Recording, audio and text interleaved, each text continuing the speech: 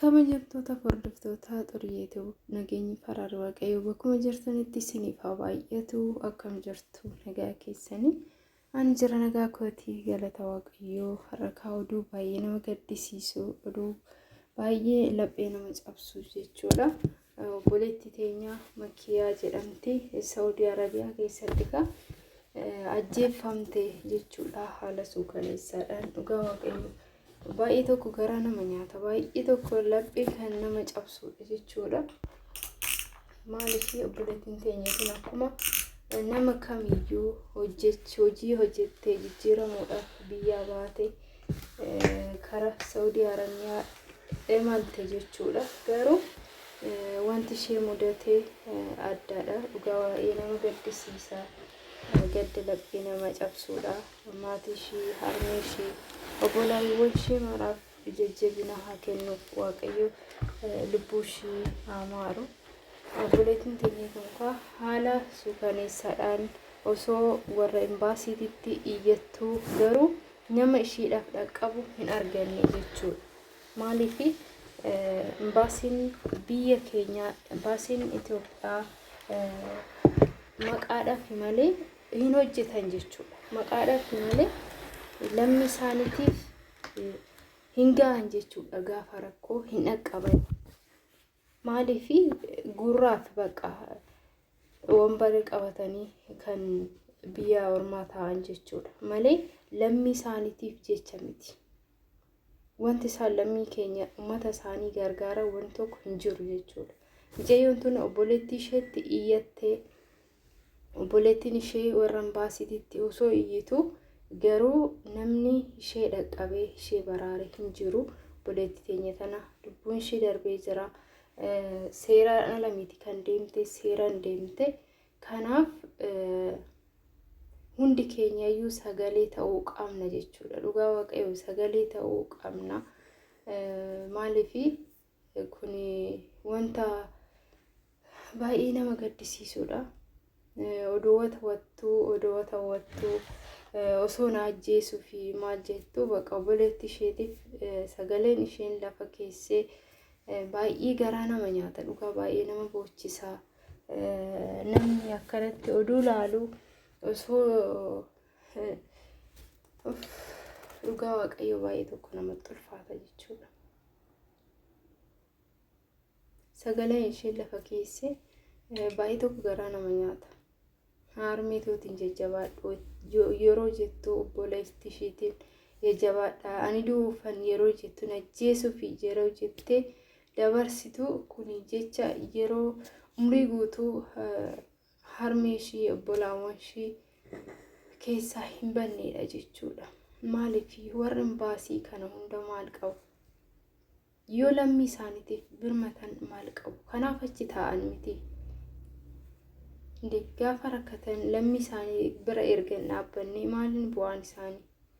Kana hundi keenya sagalee haa taanuu fi sagalee haa taanuuf. Baay'ee tokko nama gaddisiisa jechuudha. Baay'ee nama gaddisiisa. Mucayyoon tun seeraan kan deemte, seeraan ala miti.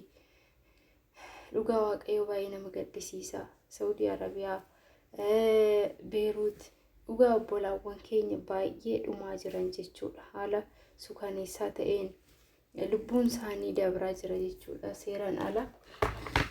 Kanaaf hundi keenya sagalee haa taanuu fi akkuma nama kamiyyuu hojjettee jijjiiramuuf, maatii ishee jijjiiruuf, of jijjiiruuf biyyaa baate. Garuu yoo biyyaa ba'an wanta nama qunnamu hin beekan jechuudha. Carraadha waan ta'eef namni biyyaa ba'uu beeka malee mana akkamii akka seenu, nama akkamiitti akka argatu hin beeku jechuudha. Waaqayyo qofatu beeka. Waaqayyo carraa gaarii namaaf haa godhu jechuudha. Yeroo biyyaa ba'an namni kamiyyuu biyyaa ba'u bakka gaariin seena jedhee hin ba'u. Maaliif waaqarratti of gateetuma deema malee waan irra ga'u, waan isa mudatu hin beeku jechuudha. Obboleettii teenya tana hojiidhaaf fudhatanii galanii, erga fudhatanii galanii booda immoo karaa baadiyyaa deemne jetti. Yoo isheen sagalee lafa keesseen jechuudha. Karaa baadiyyaa deemsa sa'aatii 10 karaa baadiyyaa na fuudhanii deemanii mana homtuu keessa hin jirre qulqulleessinaan jedhanii yeroo san qulqulleessedhanii barri natti cufanii yeroo mana san keessa bofatu jira jetti. Bofni suni du'ee jira. Bofa sana xaragdee biyyee awwaara baay'ee qaba jettee isa wajjiniin hartee gatte qoshaashatti gatte. Kanaaf niitattiin yeroo hojii deebitee dhuftu hin barbaaddi jetti mana keessa barbaaddi. Dhabdee yeroo dhabdu warqee ishee birrii ishee baastee ofirraa baastee warqii hunda lafa keessee wajjin footoo na kaaste.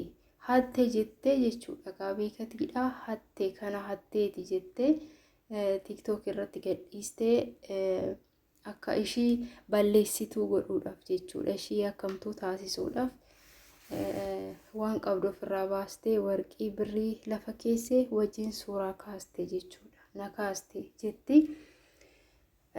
Isheen bakka dhugaa deemte dhugaa waaqayyoo baay'ee nama gaddisiisa. Amma garuu erga ajjeefamtee ofii of ajjeeste jedhu waan hin jenne qaban jechuudha. Isaan hojuma ofii isaaniitii hojjetanii garuu eega of ajjeeste reeffisii haga ammaa hin argamne. Maaliif reeffasiisan yoo hin baasiin maaf hin galchine? Silaa jireenya ishiitiin hin dhaqqabne reeffuma ishiitillee maatii isheetiif maafi akka galu hin taasisne. Dhugaa waaqayyoo hundi keessanuu sheer godhaa viidiyoo kana sheer godhaati hundi keenya sagalee haa taanuuf jechuudha. Baay'ee tokko nama gaddisiisa. Maatii isheetiif dirqama reeffi isheellee galuu qaba jechuudha. Dhugaa waaqayyoo namni waaqayyoo nagaan ba'anii deebi'anii galuu nama hin dhoowwini. Waaqayyoo hunda keessan wajjiniin haa ta'u. Viidiyoo kana sheer godhaati hundaanuu waliin gaa hundi keenya akka sagalee taanee fi lubbuudhaan yeroo jirtu silas namuyyuu hin dhaqqabne namuyyuu hin mirmannee fi amma garuu reeffi ishii akka maatii isheetiif harmee isheetiif reeffi ishiillee akka deebi'ee galu sagalee ta'uufii qabna jechuudha. Imbaasiin nuti sagalee taanee fi imbaasiin akka reeffa ishiitillee kara biyyaa akka galu taasisu gochuu qabna. Sheer godhaa viidiyoo kana. Dhugaa waaqayyoo sheer godhaa. Waaqayyoo lubbuu isii haa maaru maatii ishii hundaaf harmee ishiitiif maatii ishiitiif dhugaa waaqayyoo jajjabina hawwinaa fi gadda laphee nama cabsuudha. Garuu hin ulfaata. Biyya ormaa jechuun baay'ee ulfaata. Ba'aan beekan malee akkatti galan hin beekanii. Waaqayyoo ba'anii gala dadhabuu nama haa oolchu. Viidiyoo kana sheer godhaa. Sheer godhaati waliin gaa.